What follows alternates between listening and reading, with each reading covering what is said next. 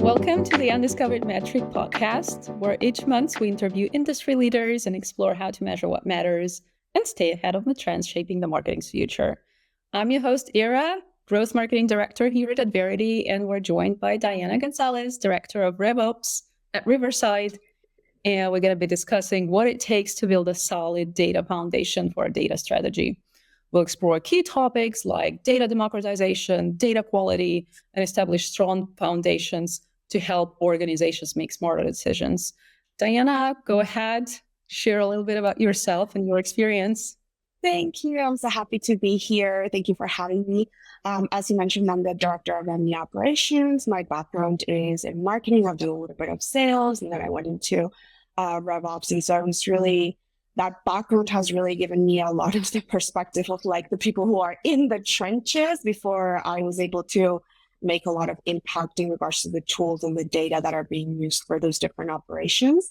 And yeah, as you mentioned, right now I'm the Director of RevOps at Riverside.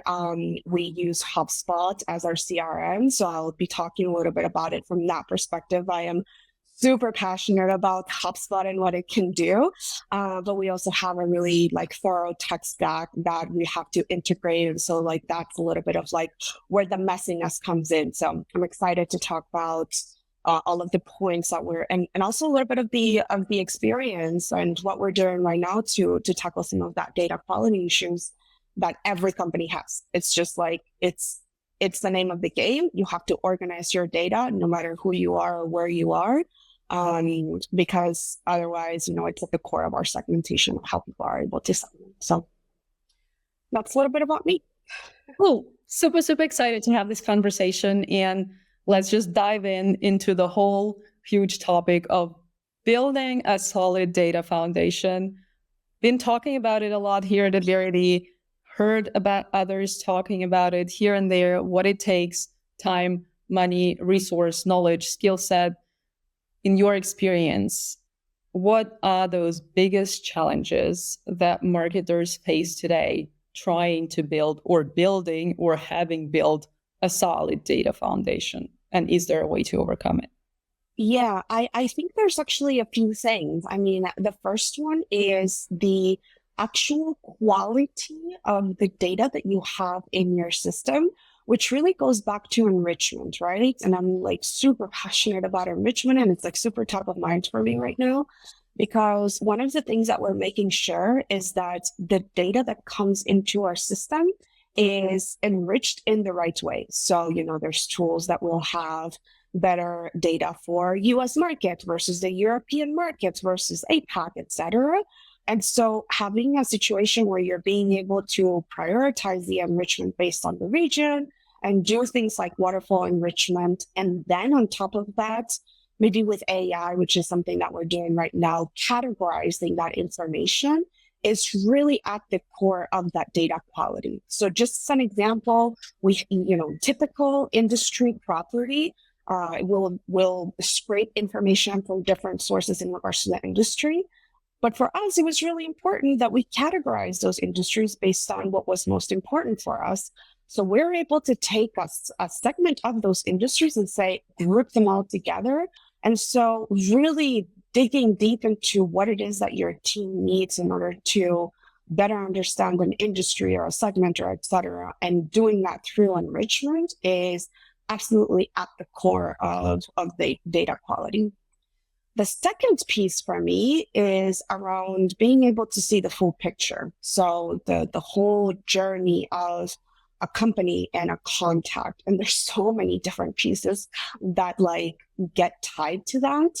So when I talk about the full picture, that's where I'm really passionate about HubSpot, right? Because for example, we use HubSpot for all of our teams. So if a business development rep is looking at an account, then they're able to see the entire trajectory from if they had any type of marketing interactions, if they have ever been talking to our sales team at any capacity, if they've had a Riverside plan in the past, we have all of that data also funneling into HubSpot. If they've had interactions with our CS team, how has that gone? right? So being able to see that full journey of interactions within the same tool is absolutely critical for, because at the end of the day, you're talking about like making sure that you're reaching out to a prospect that is not currently talking to yourselves anymore, hasn't recently churned or etc. And then part of that whole journey that I'm talking about also has a lot to do with those tools that get integrated with your CRM. Like, for example, I just mentioned we have our Riverside usage data going into our CRM. We have a lot of different tools that we use to plug in to understand interactions from different places, including if they're interacting with us in LinkedIn, for example. And so how does that marketing interaction through social media can get funneled into HubSpot? I think maybe it's not like super innovative, but like very, very important for all of the rest of the interactions. So for me, those are the two biggest points: enrichment and being able to see the full journey. And they both sound like music to my ears, because it's cool to have somebody so data mature and somebody who understands what it really takes. But let's just go back a little bit to the first concept that you talked about, the concept of data quality. Of course, takes a lot. Of course, there's a trust element into it, right? When you're dealing with data, when you're thinking about it. It is, of course, important, right, for businesses to get access to data and to work with marketing data to be sure that the data is actually reliable, can be trusted. But given that you worked across multiple teams, you've been in marketing, you've been in sales, you've been in RevOps, what's your ultimate take on data quality? Can I disregard it for now while I'm setting up the whole data integration and the whole infrastructure? Can I say I'll deal with it later? Is it something that I have to address right now?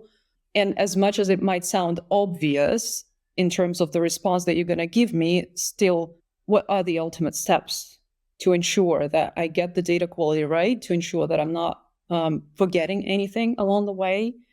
Is there a secret sauce? Yeah, I mean, that's the question that, all the CEOs are asking, and like the types of compromises that we have to make within RevOps, right? Obviously, when companies are smaller and the resources are tighter, we make a lot of compromises when it comes to data quality. And what I was talking about was this really like best case scenario for a more mature company.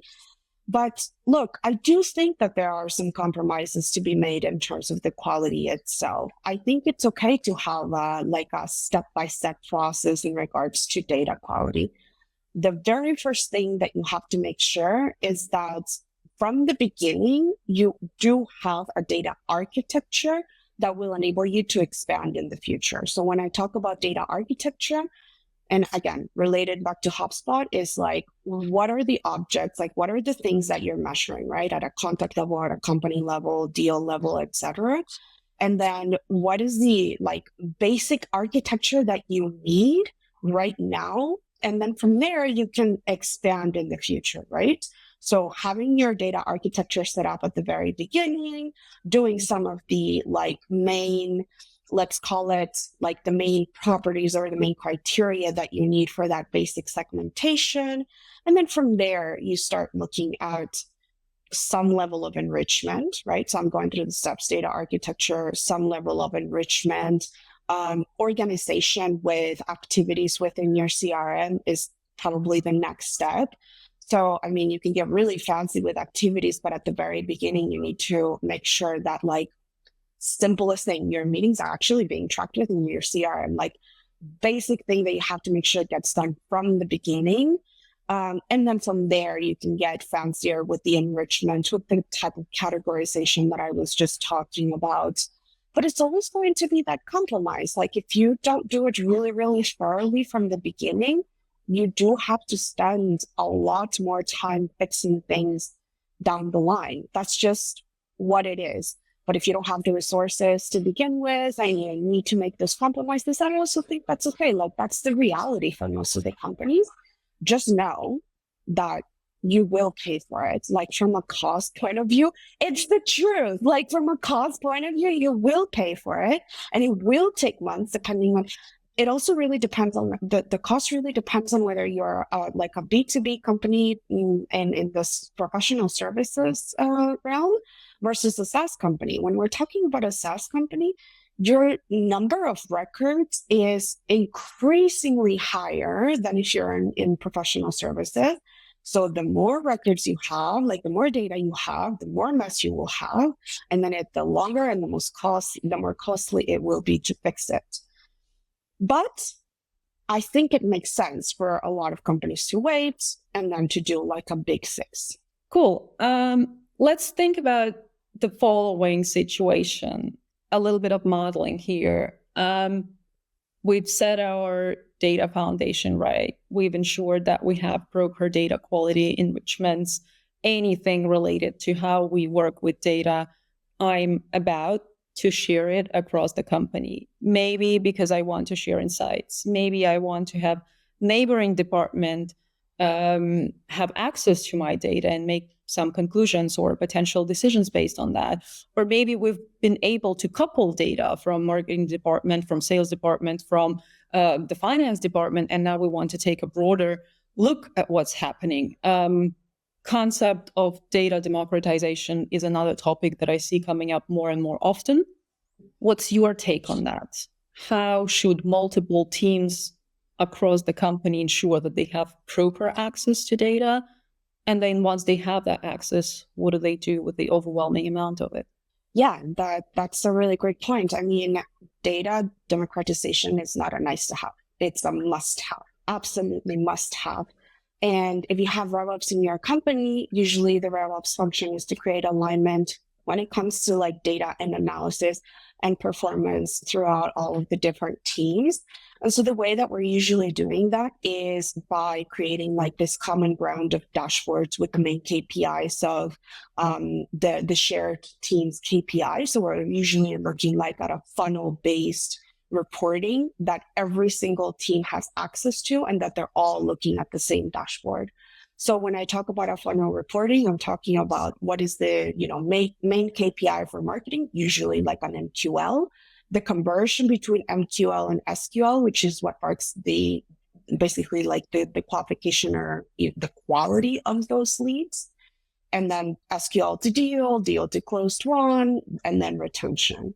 And if everybody is able to have access to that exact same dashboard, then we're able to create that alignment where everybody's looking at the same thing. All of the data is the same, like the same level of depth that everybody's looking at. And when you have a funnel type reporting, then it's really easy to start diving into, well, really, these are the personas that are converting better. And this is probably the reason why.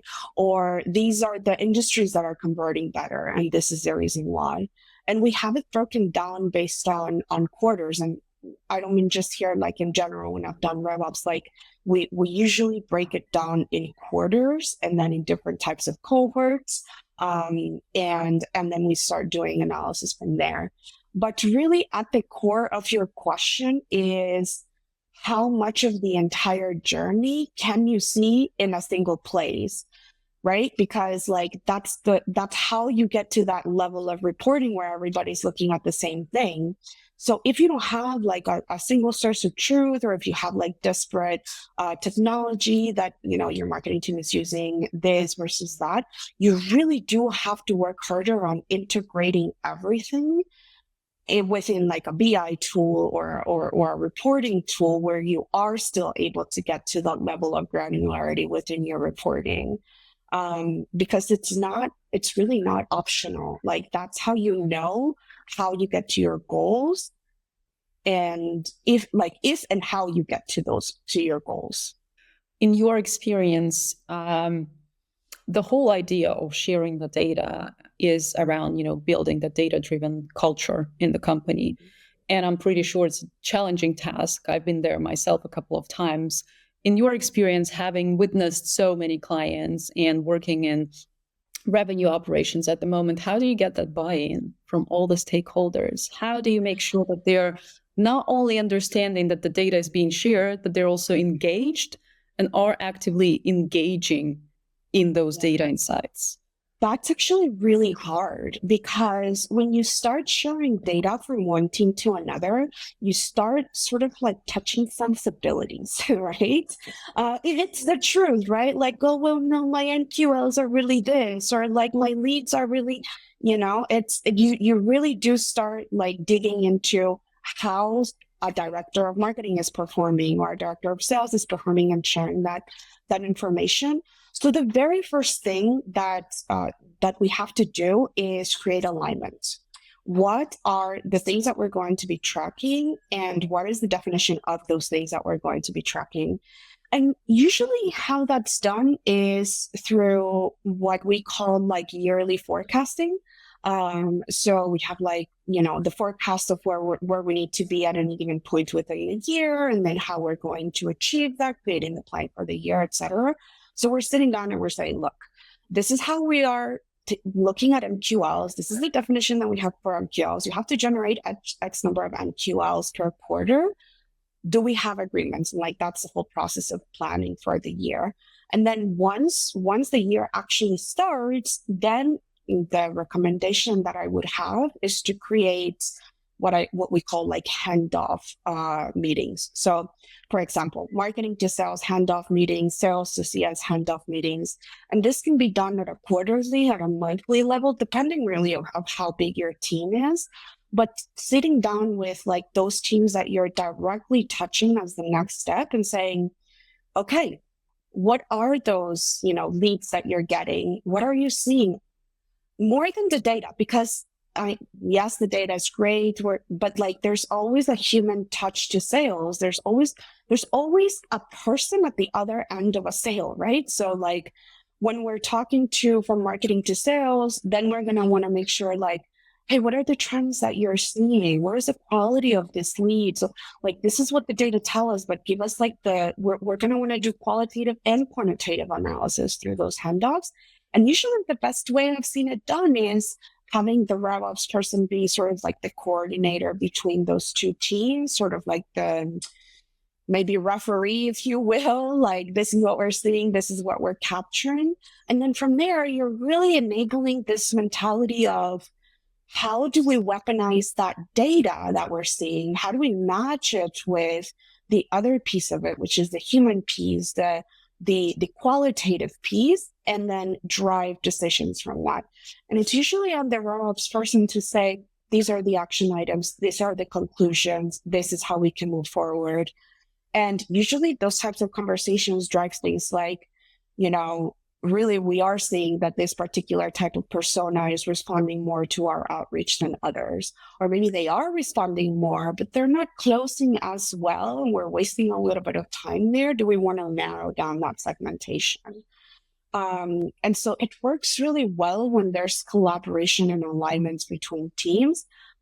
But I am not going to lie and say it's an easy task because it really does take a lot of like, we are in agreement and this is, for both of our benefits. If I were to share data across the company, across multiple departments, or maybe even regions, what is your cheat sheet for the set of tools that I have to keep in mind? And you don't have to name specific companies, more of a classification of tools that has to be out there. What should I not miss? It's hard to tell about tech stack because it could really be anything, but I think the main two things are CRM and like a BI dashboard tool where like you're coming into agreement to like what is being shown and what the data means, and then making sure that everybody has access to it. And when we're talking about data, I just want to be clear, it's not just like the overall data. It's not just your full funnel or broken down by persona or by industry. It's also broken down by teams, for example. So like individual reps should have their own. Because look, at the end of the day, it could very well be the case that one specific person, it has better performance in a certain industry or a certain market or a certain persona. And so you really should look in depth in regards to not just the big picture, but the granularity of how you will be breaking down that data. and who will have access to what. Because again, rec-based performance is also a touchy subject that we need to be really just mindful about, right? Like, it's the reality. Absolutely. You have a very good grasp on the overall business performance and processes that can be optimized, or metrics that can be looked into at a deeper level. In your experience, what is that one or a couple of overlooked metrics that marketers should pay really close attention to nowadays? I don't know how overlooked or this is, or like how granular marketers are going into this, but I think the number one KPI for marketing should be MQL to closed won conversion. It's a tough one. You don't control, like you don't control a lot of that funnel, and there's a lot of variables. But at the end of the day, like if there's really, really great qualification from the get-go, then you are going to trickle down into that closed one. And if you're not, then that's where you need to dive in and, look at how to improve and et cetera. So I think that's probably like the number one. And then from there, I think, and it's all going to be for me in regards to conversion rates, because, a lot of marketing teams are very focused on like having really big numbers when it comes to like leads and MQLs. And like, there's this almost like a false sense of achievement with the higher number of MQLs or leads. But at the end of the day, you can have a much smaller number of leads and MQLs with a much higher qualification and get to a much further place when it comes to performance. So I think specifically MQL to one conversion rates, and then I would definitely look at conversion rates based on like persona to closed won and industry to closed won. I think those are really, really important as well. Obviously, specifically talking about the ones that marketers bring. So those are like the high level ones that I would focus on. And then from there, I actually also think that there's metrics around the dark funnel that are maybe not really very common right now, or a little overlooked. So if you're not familiar with the dark funnel, basically it's this whole idea that marketing is everywhere and anywhere, and that it's really difficult to track, how a certain campaign, it potentially impacted that a lead would eventually come into your funnel at some point. And usually dark funnel is related a lot to like content or social media or things like that. And so for me, one of the biggest pieces around dark funnel is being able to understand social interactions and how those perform. So I'm talking about not just like somebody replied to me on LinkedIn. I'm talking about who is interacting with your brand or with the main stakeholders of your company on LinkedIn, on whatever other social media tool is available out there, and how that attribution of social media of that dark funnel is trickling down the funnel of your performance. So anything related to dark funnel in this particular scenario, I think is just a tiny little bit overlooked right now, maybe hard to do. So we're just like, okay, it's dark funnel. We're going to assume the best and be really positive about our outcomes. But it really does need to be like drilled down into, and that means connecting tools to be able to track that type of interaction and like creating funnels based on that. But I think it's absolutely critical that we start like bringing some light into the dark funnel. Right. And it's not always coming down to being extremely or 100% data driven. Sometimes it also takes it a little bit further in terms of seeing the bigger picture or using the common sense to actually address what's out there and what's happening, right? Exactly, 100%. Yeah, and that human touch. And a human touch. I'm super curious to hear your response to the next one, given how data-driven you are. It's cool when companies have the resource to set up their data strategy. It's cool when they have business analysts, data analysts, engineers in place, when they have data-driven performance marketers who are invested and interested. What have you seen those common mistakes that marketers are making when they are in charge of setting up the data strategy? Marketers, there's like a gap in know-how and in skill when it comes to data. I think that's true for the most part, to be completely honest.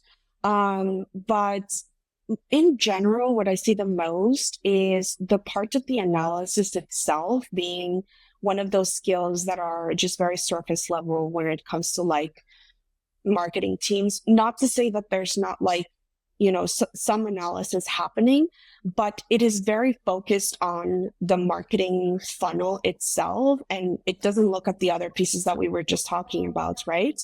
So again, a lot of those like false positives that we're saying, great number of leads this quarter or great number of MQLs. But how is that trickling? How is that making an impact for the company is, part of those like skill sets that the marketing team should probably sort of like think about a little bit more or expand a little bit more on.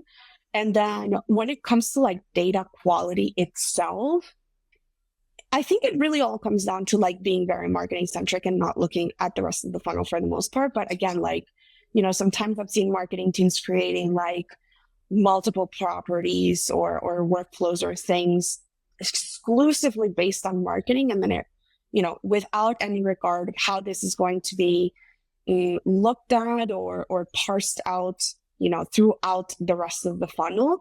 And so I guess my main like encouragement here would be to really think about the whole company when you're looking at like data and analysis and quality and all of those things, because especially if you're using the same CRM, or especially if you're, to create alignment, you are really going to have to like think about the big picture if that's sort of like the role that you're in. Absolutely. Diana, what are your go-to resources for marketing news and trends? Where are you getting the inspiration from? Oh, I have a good few ones.